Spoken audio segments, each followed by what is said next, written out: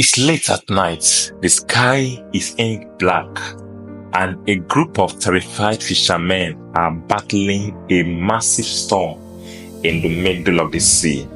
The wind is howling, the waves are crashing, and their tiny boat is being tossed around like a toy. Then, suddenly, out of nowhere, they see someone. Yes, someone walking calmly on the water, heading straight towards them.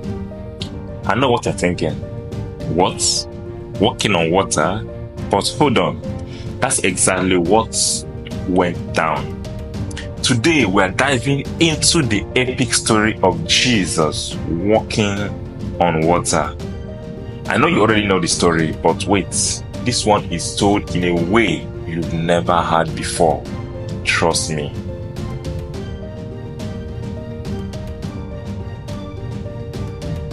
Now, let's set the scene. Jesus had just performed one of his most famous miracles, the feeding of over 5,000 people with just 5 loaves of bread and 2 fishes. After that, he told his disciples to get into a boat and head to the other side of the Sea of Galilee while he went up on a mountainside to pray. So here are these disciples, a bunch of tough, seasoned fishermen rolling across the lake. But this wasn't just any night. Suddenly, a fierce storm comes out of nowhere. It's so violent that even these hardened fishermen are freaking out. The boat is being tossed back and forth, and the waves are so high it feels like the sea itself is trying to swallow them whole. Imagine trying to row against that kind of force, arms burning, hearts racing, with no clue if you'll make it to the shore alive. And just when they think it can't get worse, they look out and see something or someone walking on water. And there he was, Jesus, casually strolling on the waves like it's no big deal. No boats, no surfboard, just him defying gravity, defying everything we know about physics. The disciples lose it. They think they are seeing a ghost because, come on, who walks on water? But Jesus, calm as ever, says, take courage. It is I. Don't be afraid. And just like that, fear is replaced by awe. Peter, the bold, impulsive one, yells out, Lord, if it's really you, tell me to come. And Jesus says, come. Now Peter standing on the edge of the boat, probably wondering if this is the dumbest thing he's ever done.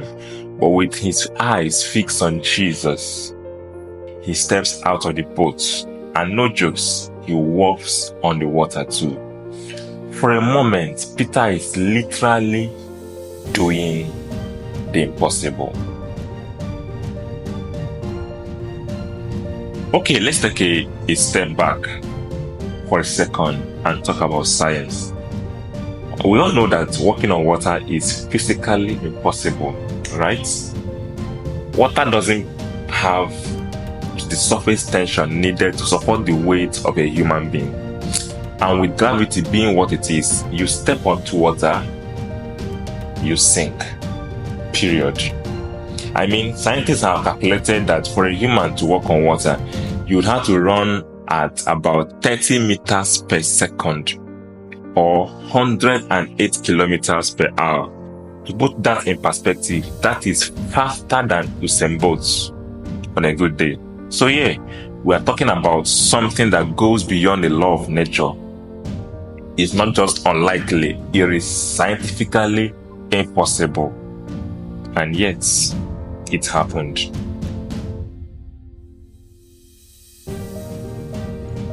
But back to Peter, because this is where things get really deep, literally emotional. Peter is walking on water, defying all logic, with his eyes locked on Jesus. But then reality kicks in. The wind is howling, the waves are crashing, and Peter starts to panic. his focus shifts from Jesus to the storm around him, and in that instant, he begins to sink. Isn't that just like life sometimes? We are fine as long as we are focused on Jesus.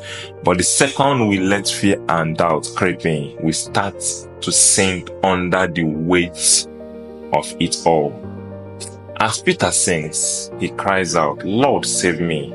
And immediately, Jesus reached out his hand and pulled him up. No lectures, no "I told you so," just grace. As they climb back into the boat, the storm stops, calm returns, and the disciples, they are speechless, whispering to each other, "What sort of man is this?"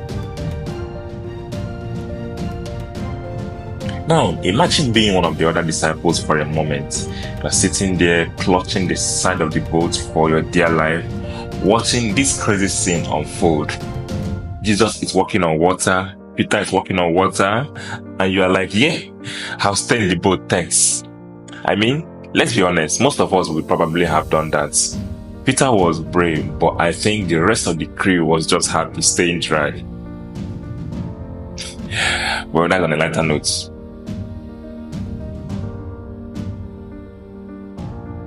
But here is the deeper message. This miracle isn't just about Jesus showing off his power. It's about faith. Peter walked on water not because he was special, but because he had faith in Jesus. Second, he took his eyes off Jesus and focused on the storm. He began to sink. And isn't that a lesson for us all? Life is full of storms, things that shake us, scare us, and make us feel like we are going under. But if we keep our eyes on Jesus, if we trust in him, we can walk on the water too. We can rise above this chaos and uncertainty around us. But the moment we let fear and doubt take over, we sink. This story reminds us that faith isn't about never having fear. It's about trusting Jesus even when the storm is raging. So, Wonder Tribers, what storm are you facing today? Maybe it feels like the waves are crashing in on you and you're about to go under. Maybe your faith feels shaky like Peter's. But here is the good news. Jesus is right there, reaching out his hand, ready to pull you up. You don't have to be perfect. You just have to have faith, even as small as a mustard seed. And when you do, you will find that even the impossible becomes possible. Remember, God still performs wonders even in the most impossible situations. So next time you are feeling overwhelmed by life's storms, keep your eyes on Jesus and you just might find yourself walking on water. Thank you so much for joining us in today's episode of Wonder Scrolls. Don't forget to subscribe, like, and drop a comment. Till I come your way next Sunday, I'm still your Wonder Tribes man, Mr. Prosper, bringing you the mysteries of love.